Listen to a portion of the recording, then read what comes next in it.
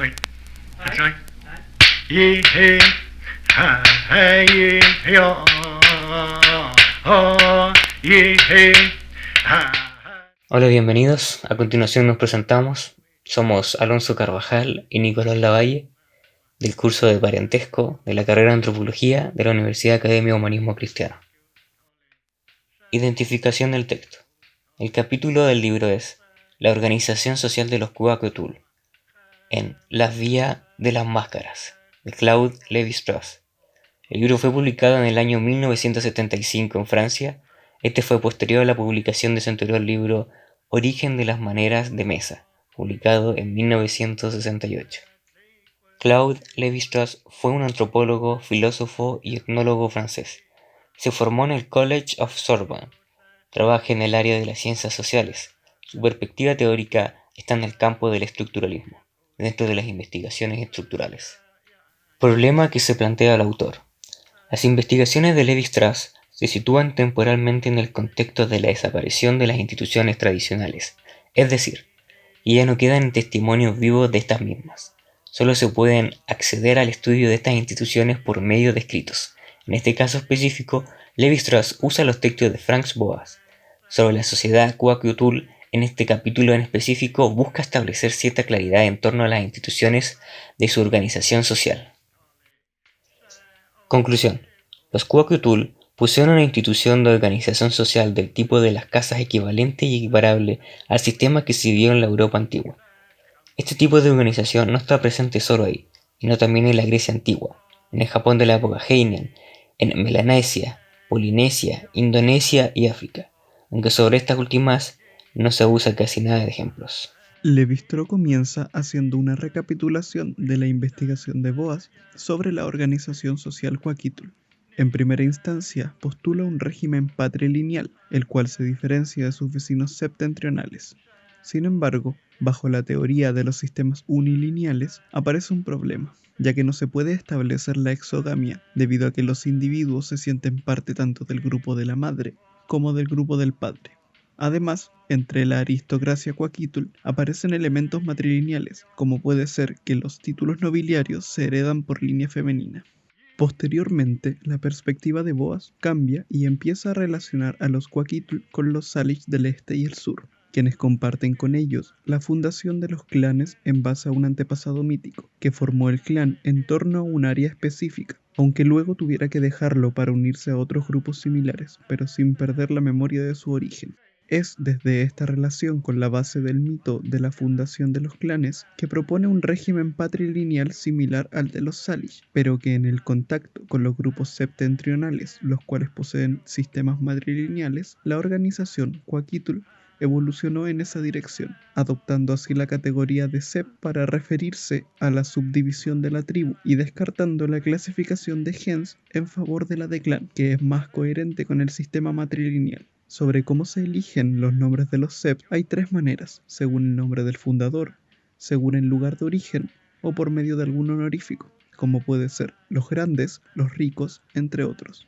Antes se mencionó que el esposo adquiere los títulos y las armas del clan de la esposa, pero este no los posee, sino que se convierte en una especie de puente para que esos títulos pasen a sus hijos. El padre de la esposa también los adquirió de la misma manera. Por ende, la herencia de los títulos nobiliarios se establece por línea materna. Para defender la idea de que el sistema en un comienzo fue patrilineal, Boas encuentra las siguientes pruebas. Primero, el hijo de la hermana no sucede al tío, la residencia nunca es uxori o matrilocal y ven en un antepasado varón la tradición legendaria de fundación del clan. Boas habla de un doble régimen sucesorio, primero del padre al primogénito, ya sea hombre o mujer, y el segundo por el matrimonio. Pero esto, en algunas ocasiones, se podía dar en forma simbólica, ya sea desposando a un hijo o incluso a alguna parte del cuerpo del jefe o también una pieza del mobiliario. Ya en 1920 se une a la investigación de Boas un informante, hijo de padre escocés y de madre tlingit, pero nacido criado y casado entre los Huaquitul, llamado George Hunt. En base a las miles de páginas de información sobre la cultura Huaquitul recolectadas por Hunt, Boas cambia de perspectiva y descarta las categorías anteriores que varían según la orientación patrilineal o matrilineal y adopta la categoría indígena de Numay, que actualmente se le conoce como Numaima. ¿Qué es entonces un Numaima? Para entender lo que es un Numaima hay que verlo de manera esquemática, entendiendo que se conforma por cierto número de posiciones sociales, donde cada una de estas está vinculada a rangos y privilegios que son limitados y se ordenan de manera jerárquica. Además, un Numaima también comprende territorios, lugares de caza, sitios de pesca y lugares de embalse. En el artículo de 1920, Boas complementa su información sobre el matrimonio, confirmando la exogamia de Numaimas y también añadiendo algunos casos de endogamia entre el hermano mayor del padre y la sobrina para impedir que los privilegios salgan de la familia, y además habían ocasiones en las que el yerno tenía que asumir la jefatura del Numaima cuando su esposa no tenía hermanos. En este caso, el yerno enviaba a varios de sus hijos a su Numaima para que lo sucedan y deja a otros pocos en el Numaima de la madre. En familias de rango similar se repartían hijos entre los Numaima de la madre, el padre e incluso el de los abuelos y bisabuelos, lo que lleva a entender la filiación no tanto por un derecho por sangre, o sea, agnaticio, sino que con tendencias más cognaticias, es decir, por unión civil. El caso Huaquitul con los Numaima no se puede clasificar dentro de categorías como sibs, clan o gens. No son estrictamente patrilineales ni matrilineales, pues un hijo o hija puede llegar a ostentar privilegios de forma testamentaria, sin importar el linaje de procedencia, por lo que Boas se resignó a describirlo como un tipo de estructura sin equivalente, aunque sin embargo, esta forma de organización social existe fuera de América, como por ejemplo en Polinesia, Indonesia, Milanesia y hasta en África. Comparación con otras tribus. Existe un problema en el desarrollo de la etnología sobre estos sistemas indiferenciados. El primero es que no coinciden con ninguno de los tres modos de descendencia, que se entienden comúnmente como separadas, pero que las instituciones Numaiman intersectan. En el caso de las tribus que comparten territorios próximos hacia el este y el sur, los Nocta y Velacola poseen las mismas instituciones, que al igual que entre los Kuakiutul, van acompañadas de un sistema de parentesco del tipo hawaiano y de una regla de descendencia indiferenciada. Al ir más al norte entre los Tsimshian, los Haida y los Tlingit, existen instituciones diferentes que también chocan con los límites de los sistemas de descendencia. Estos son más cercanos a un tipo matrilineales. Los Tsimshian tienen un sistema de parentesco Iroquois, y los Tlingit y los Haida del tipo Crow. En la zona costera del norte de California también existe una tribu que disuelve la descendencia unilineal, los Yurok. Son patrilineales, sin embargo, Grover subraya que el parentesco funciona de manera bilateral.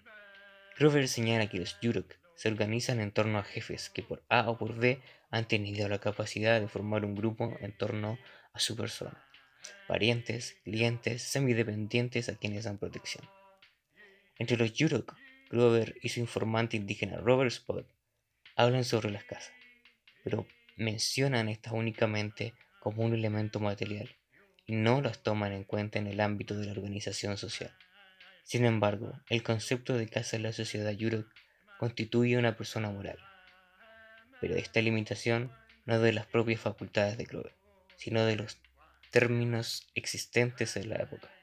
Comparación con la Europa feudal. Pero que se hubiera podido establecer las categorías de casas como tal, los etnólogos tendrían que haber estudiado la historia, la de la Edad Media Europea, la del Japón del periodo Heian y posteriores, la de la Grecia antigua y otras muchas. La descripción del sistema de casas europeo y la del Numaima, Huacotul deja por sentado que se trata de la misma institución, y cito textualmente: persona moral detentora de un dominio constituido a la vez por bienes materiales e inmateriales que se perpetúa por la transmisión de su nombre, de su fortuna y de sus títulos en línea real o ficticia, tenida por legítima, con la sola condición de que esta continuidad pueda explicarse con el lenguaje del parentesco de alianza las más de las veces de los dos al tiempo.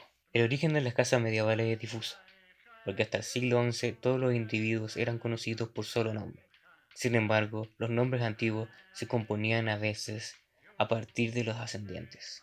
Habitualmente, el sistema del parentesco europeo está ligado a un tipo esquimal, Sin embargo, en el antiguo sistema francés opera un sistema de clasificación muy similar al hawaiano, lo que permite las mismas libertades para disfrazar maniobras políticas como parentesco. Concluyendo nuevamente y finalizando, los Cuba Cthulhu poseen una institución de organización social del tipo de las casas equivalente y equiparable al sistema que se vivió en la Europa antigua. Este tipo de organización no está presente solo ahí, sino también en la Grecia antigua, en el Japón de la época Heian, en la Melanesia, Polinesia, Indonesia y África, aunque sobre estas últimas no hay casi nada de ejemplos. Para la reflexión, cito a continuación. La casa es pues una creación institucional que permite componer fuerzas que, fuera de allí, parecen no poder aplicarse sino excluyendo la una a la otra en razón sus orientaciones contradictorias: descendencia patrilineal y descendencia matrilineal, filiación y residencia, hipergamia e hipogamia, matrimonio próximo y matrimonio alejado, raza y elección. Todas estas nociones se reúnen en la casa.